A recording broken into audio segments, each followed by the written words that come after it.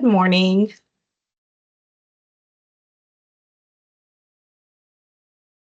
Joy, can you hear me all right?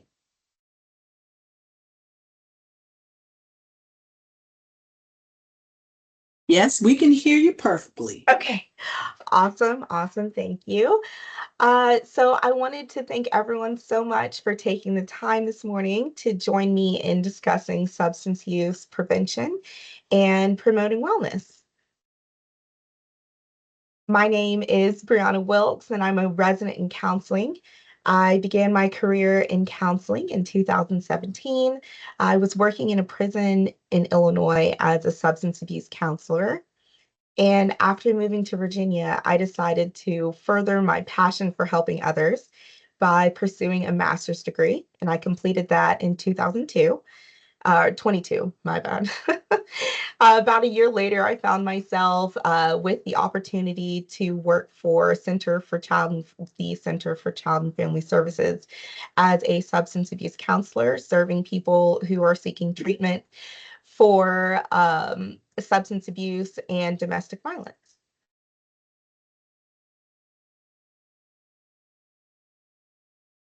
Today or this morning, we're going to be talking about substance use awareness, and we'll start with a short guided meditation. So then I'll share some information about substance use awareness. We'll have a discussion about the whys of substance use, and I'll offer some suggestions for talking about the issue with others. After that, I'm going to ask for a couple volunteers to be the parent and the teen in a role play. And we will finish off this morning with suggestions for promoting wellness and prioritizing ourselves.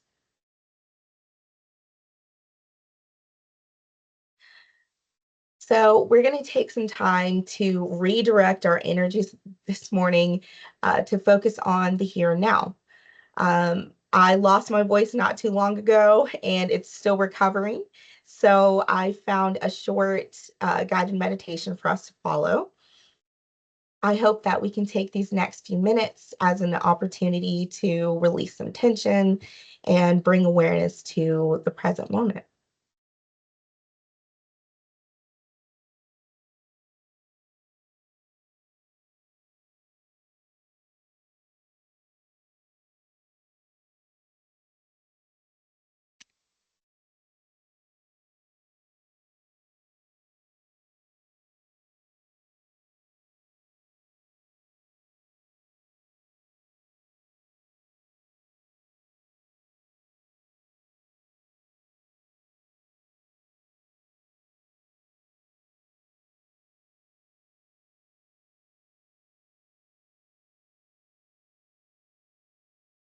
Sorry about that. Let's see if I can get the sound to work. I can hear it, so that's weird. Oh, hmm. Let's see. You may need to turn your volume up. She's a little quiet. And maybe turn on the closed caption just in case. Yes, ma'am. Let's do that. Um, I need to figure out how to do that. Here we go. Click the CC button on the YouTube video. Ah, let's see. I I clicked on live captions and it looks like it is showing it in the chat. But I don't know. I may need to go to YouTube. Let's see. Okay, I just clicked it, so maybe it'll work. Okay.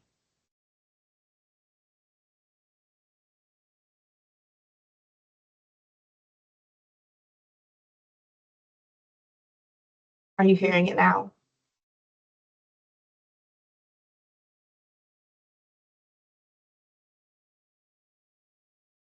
Okay. Try this again. I'm just going to share my screen and hope that that works.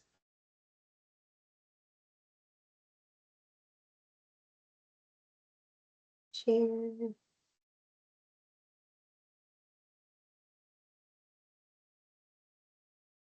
Okay.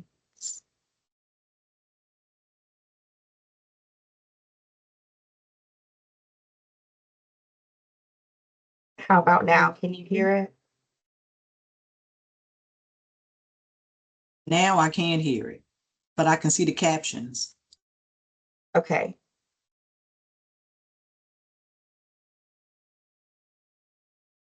Can others hear it too? I think somebody said they can't. Okay. Let's see. So I will turn on the closed captions. Um,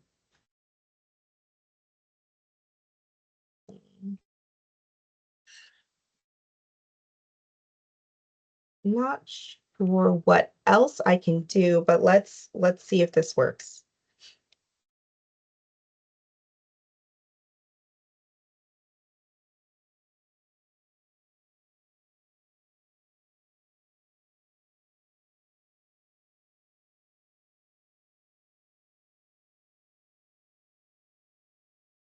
If we cannot hear it, we may do some breath work. And I think, okay, let's do that.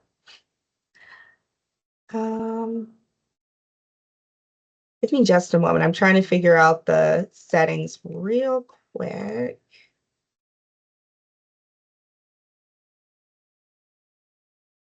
Okay. Four.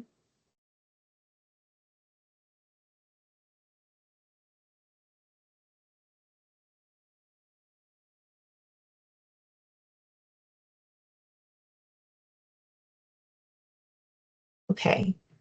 I don't want it to keep loading. All right, there we go. Okay. So if everyone can hear me, I'm going to just kind of walk us through some breath work.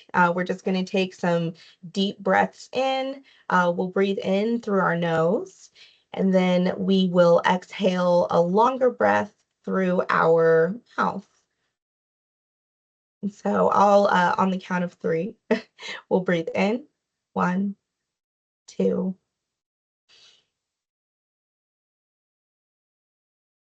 and release.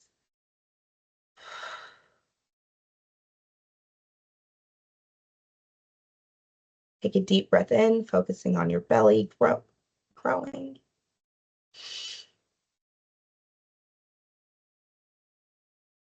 And release.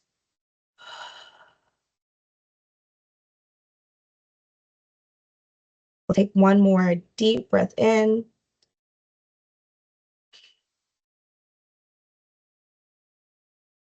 And release.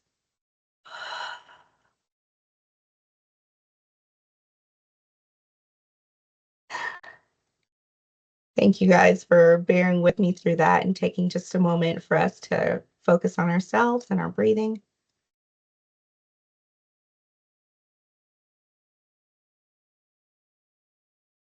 So, monitoring the future is a long-term study that began in the 1980s.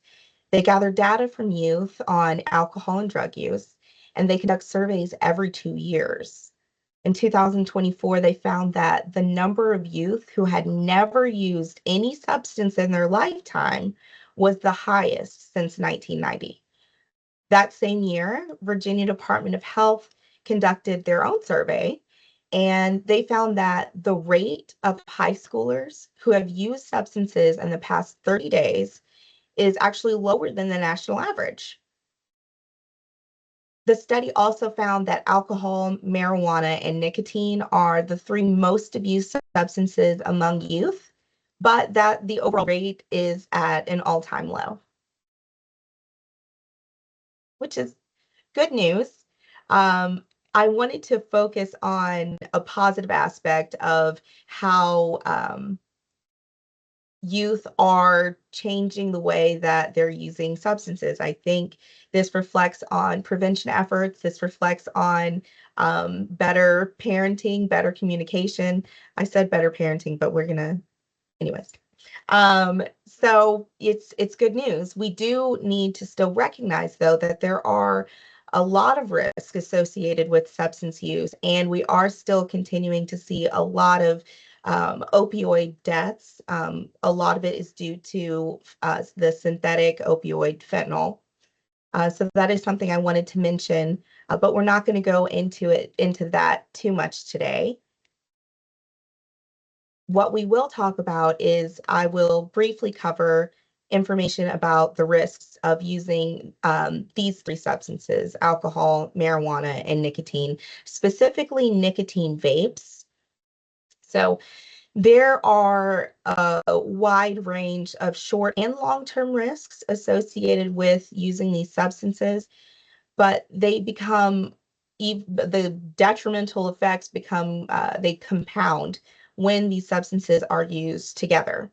Um, so even small amounts of alcohol can negatively impact decision making, and interfere with our ability to remember. Heavier use can even lead to loss of memory, which is commonly referred to as blackouts. So consuming alcohol puts quite a bit of stress on multiple organs, which can lead to heart disease and problems with liver function. We also know that alcohol increases the stress hormone cortisol, which can cause depression and anxiety, in addition to making many other mental health problems worse. Marijuana impacts our ability to process information, and it can cause difficulties with controlling coordination, just to name a couple things. It also negatively impacts our heart and our lungs, and research shows that higher doses of THC can actually cause psychosis and schizophrenia. And even after use ends, those effects can last. Nicotine causes changes in the way our brain functions. It impacts our ability to remember, our ability to learn, specifically for youth, changes the way that their brain forms, and it also impacts impulse control. It stresses out our heart, it causes problems with how our lungs function, and while some people may reduce or use nicotine to reduce anxiety, it actually can cause it to get worse.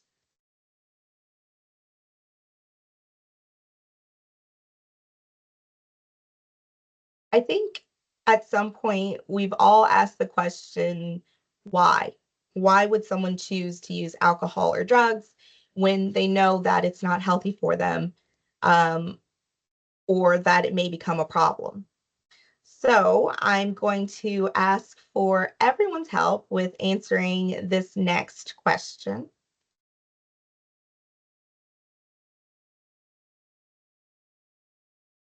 Feel free to put your answer or to unmute yourself and to answer the question. And you can also use the chat feature to type in your answer. So, if alcohol and drugs showed up at a dinner party, family dinner, what reasons do you think people would give for inviting them? And what reasons might others have for asking them to leave?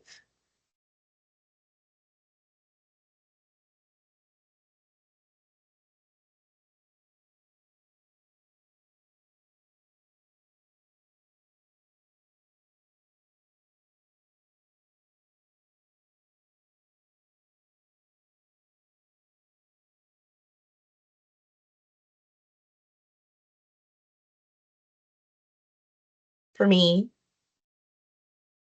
and for many others, like Mary mentioned, and as we're seeing in the chat, fun. Some people associate, let me pull up the chat here. Some people associate alcohol and drugs as being a part of a fun time, to feel more relaxed. Covering up past traumas, yeah, just kind of numbing our emotions. being more open. Some people enjoy that inhibition, and that allows them to feel less anxiety or feel like they're managing their anxiety. Um, and someone says they would be invited as being included as part of the family. And I think that's a really good point. A lot of people struggle uh, to not have alcohol at family dinner. It's often cultural sometimes too. Disinvited. Yeah, what would we do to disinvite them? I'm seeing because it could be a trigger. Um, yeah, sometimes people decide I'm never going to use alcohol again. I'm never going to use drugs again, and I can't be around them. So people, the important others in their life, who know, they decide, okay, well, we're going to go ahead and take care of them, and we're not going to bring it. Some, yeah, to leave unable to control ourselves, having difficulty with controlling our coordination, the way that we talk, the things we say, legal problems for sure, getting in trouble by fights or different things like that. Problems in relationships, yeah, increasing arguments and things like that, yeah. And I think you do have a point, Kelly. Alcohol is more accepted than drugs, often because alcohol is way more accessible. It's legal. And now we also are looking at marijuana and nicotine being, and when we think about nicotine, cigarettes, they're readily available. They've been around for a very long time, and a lot of people use them and may not consider the that being a drug being brought to the event. You know what I mean? Oh, it's not acceptable within their values. Absolutely. So for some cultures, it's like, acceptable. Others, they don't accept it at all. Yeah,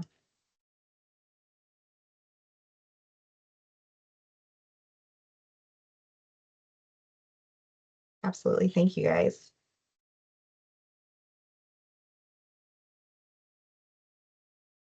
So, what do we do when we are trying to convince ourselves and other people to make healthier and more helpful choices? Um, I think sometimes we hear about the potential benefits of some of these substances. And while that may be controversial, we can't deny that the potential for abuse is there. And also that even if it doesn't become an addiction, that the health effects are detrimental or can be detrimental. So we consider short-term health impacts. How's this going to make me feel today? How is this going to make me feel tomorrow?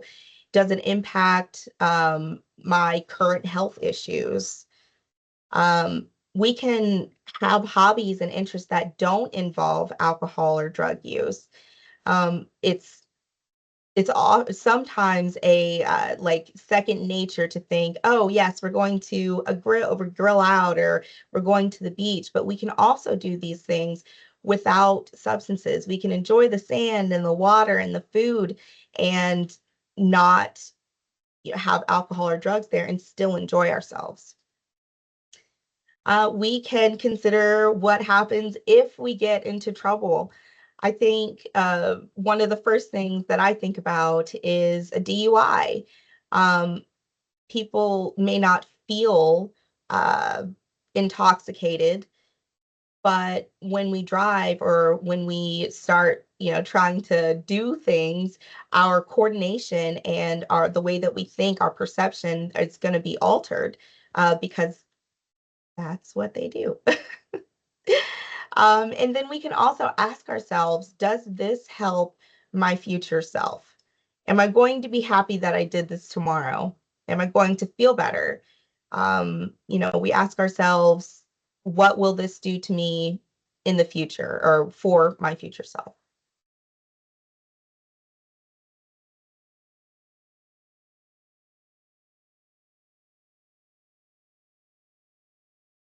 something that I think we all came here today for is to talk about how we have the difficult conversation about alcohol and drugs.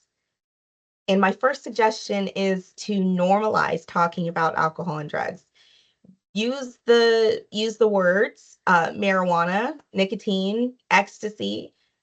Use the words because it destigmatizes and makes these things less taboo because it's happening. So if we are talking about it, then that helps create a safe space for others to feel like they can talk about it too. And this might sound a little harsh, but you might not understand. You may not understand somebody else's why. And so listening and avoiding judging judgmental facial features and asking questions, sometimes it is um, more helpful to listen and avoid responding and allow the other person to help you understand what they're trying to say, and that creates a safer place to have this discussion. Other things to think about when you are talking about alcohol and drugs and how it's impacting and plans for the future is to focus on not letting substances control plans. We want to be able to live our best life, and having substances play a role in how we choose to live our life can be very limiting. And another question we can ask ourselves is, how will using this substance impact important people in my life? Um, we can have differing decisions or differing opinions. We can have differing values. And it does impact our behavior if we're getting into trouble, if we find ourselves addicted to a substance. It does have a ripple effect on the people in our lives. And so considering, how it might impact them may help make more healthy and helpful decisions.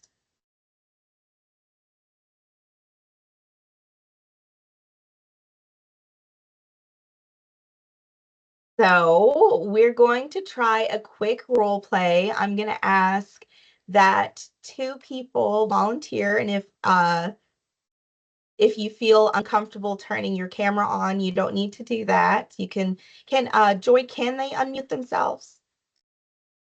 Yes, they should be able to. Okay. So yeah, you just I guess in the chat, if you want to volunteer, or if you want to unmute yourself and volunteer, what we're going to do is think through how people might respond in tricky moments around alcohol or drugs. Don't worry, because this isn't about acting. It's just about speaking as you think someone in that situation might respond. So who would like to, we're going to have a teen and a parent. Ah, it doesn't give the option to open camera or mic, which may be problematic with trying to do a role play. Could we change that feature? Say it again. Let me see. It looks like they can't open their camera or their mic. Hmm. Let me see.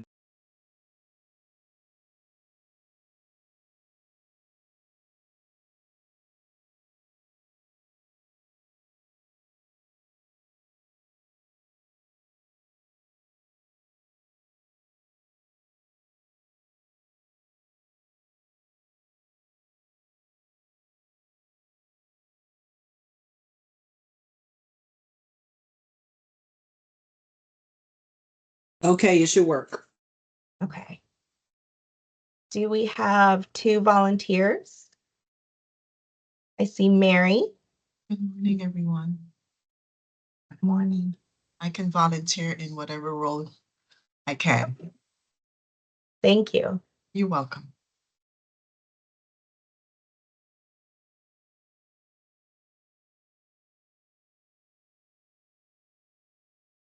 Do we have one more volunteer?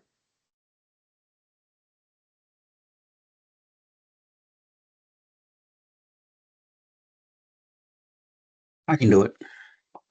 Fantastic. Thank you.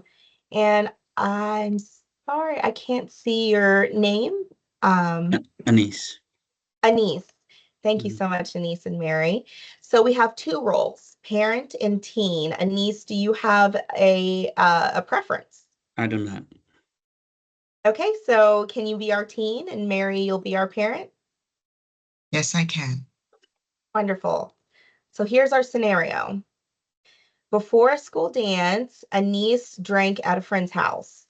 He wanted to feel less inhibited. He felt nervous and anxious. You find out, and you must decide how to approach it. So we'll start with Mary. Niece has just come home from the dance, and you know that he drank. Am I pronouncing the name correctly, Anise? Yes. Okay.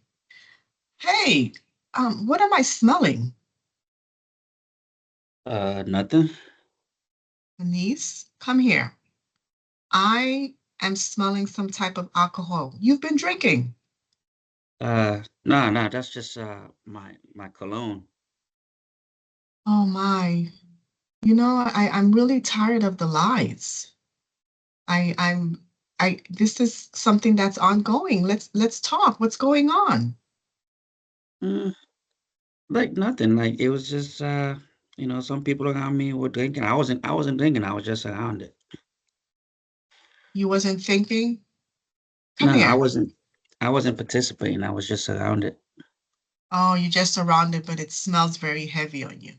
Can come here, come here, come here. So now I'm hugging Anise, okay? Okay. Giving you context. I'm hugging you and I'm saying, Anise, I love you. I really would like us to talk about this. Can you give me a moment, please? Yeah, ma, sure. Thank you. So I guess now we're going somewhere and so I don't Yeah. know how far you want us to go, Brianna. So this is great, Anise. I'd like you to maybe talk to Mary about how it is making you feel for her to ask you these things. Thank you for the Okay. direction. Uh, yeah, I mean, it's it feels a little weird to talk about it. Um, you know, People don't really talk about it. It's just, everybody else, um, like, everybody else is doing it. So it just makes it feel weird to kind of really talk about it. A little anxious. Yeah, yeah, I can imagine. You know, you're young, you're at a party, and all of your friends are doing it, and you don't want to feel like you're the outcast. You don't want to feel like you may be shunned. So I can see even why it could seem weird, even with us having the conversation, right? As your mother, I want you to know you're not going to be in trouble. You know, I love you, but I'm just concerned about what's happened because I'm noticing a pattern. Remember, we spoke about this before. Do you remember a couple weeks ago? Yeah, ma. Yeah, I remember. Like, it just, like it's you're around all your friends and people. This girl here trying to impress, like she was drinking. So just had a little sip just to kind of fit in a little bit. Um, so, but sometimes it just gets a little heavy when you're trying to just be around folk, and you just so it's I'm not like doing it like they do. I just take a sip to just so I don't feel odd, like the odd man out. Okay. So Okay. Okay. Well, I'm trusting you with what you just shared. You just take a little sip, and I hear that there's a girl that you may be interested in. What's her name? Shannon. And scene. Thank you, Marion and Niece. That was great. You're Uh, welcome. so in the chat and you can take your self off mute now. What are some elements of the conversation that stuck out to you as effective?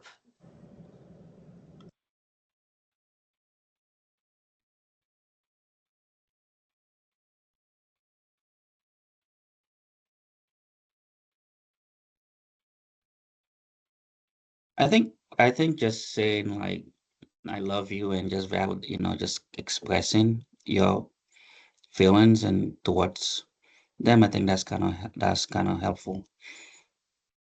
Absolutely. Validating the feelings and what they're saying. Sarah says non-judgmental questioning. Absolutely. Why did you do it? Why did you do it?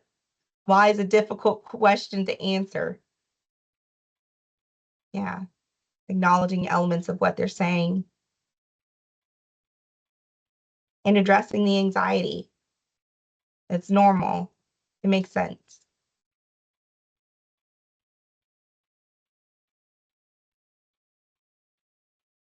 Any other thoughts?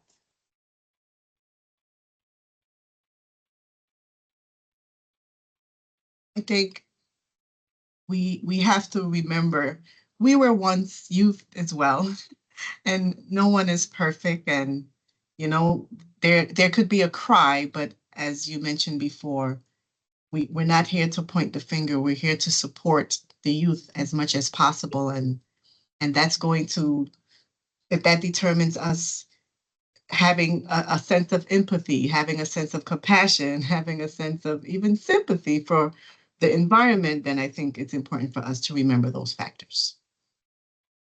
Absolutely. Totally agree.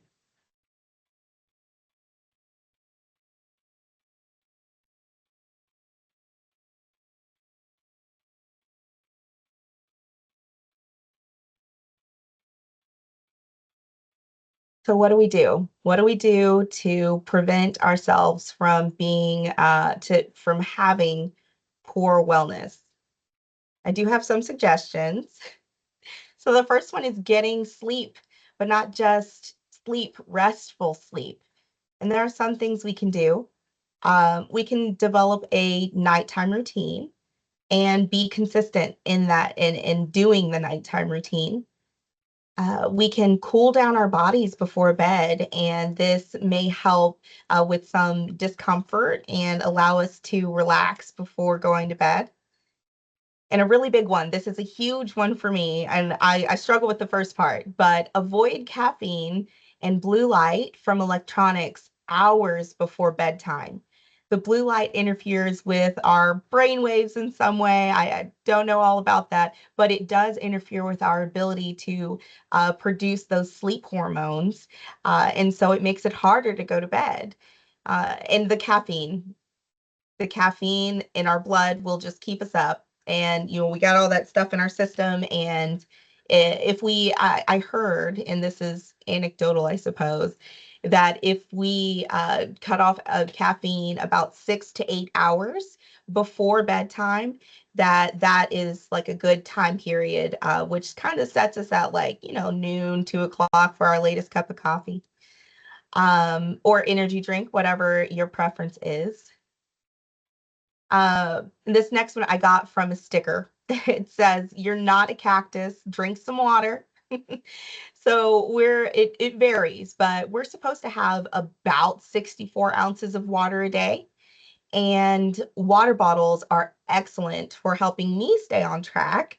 So that was my suggestion, that maybe drinking from, well, plastic water bottles, we want to help the environment, but a reusable water bottle is even more helpful to help you stay on track. I have one that has little notches for each time period with inspirational affirmations. So it's nice to look at my water bottle throughout the day, like, yeah, I'm doing it. And it's encouraging me too. So we can also incorporate more colors into our diet. And fruits and vegetables are an excellent way to get those colors into our diet, which gives us vital nutrients to help curb cravings. Something I didn't mention about water intake is that can also help us curb cravings. And yeah, just generally getting those nutrients our body needs.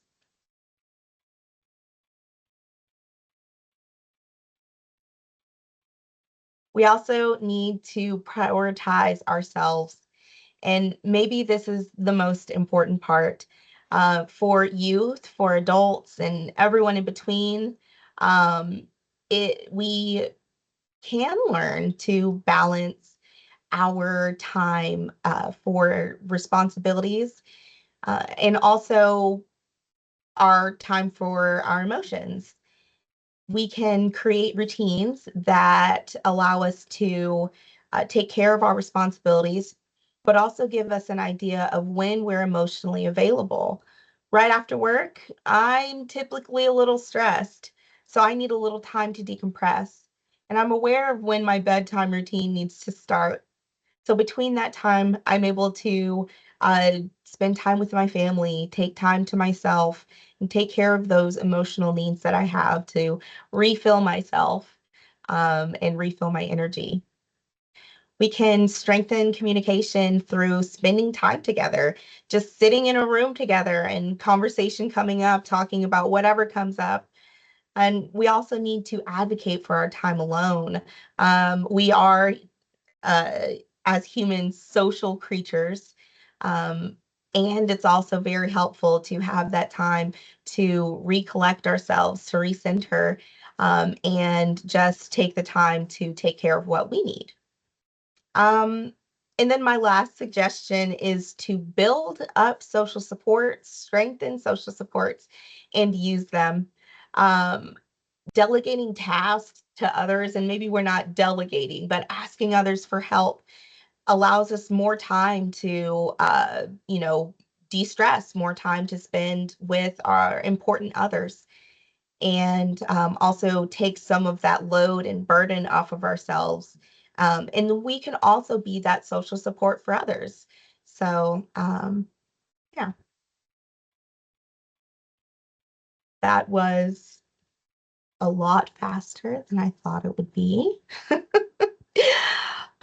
So now comes the part for any questions, comments. And I also wanted to thank everyone so much for coming. I really appreciate it. This was actually my first time doing a workshop, so it was it's good experience. Thank you for coming. Any questions?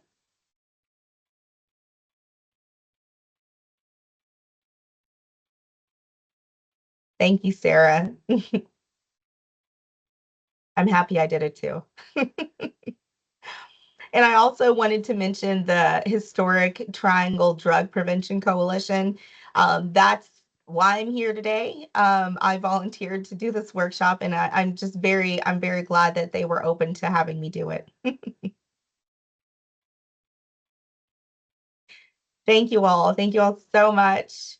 And yeah, so I'm going to go ahead and say, I hope you all have a wonderful rest of your day. And, just keep making healthy, helpful choices. Yes, Brianna, that was awesome. Thank you so much. I'm so glad you volunteered for Resilience Week. And hopefully, we all have something that we have taken away, something that we can share. I know I do have my water bottle with the notches, but it just has like the times on it and not the affirmations. So I'm going to look for that. So, yes, thank you all so much for coming. Have a great day.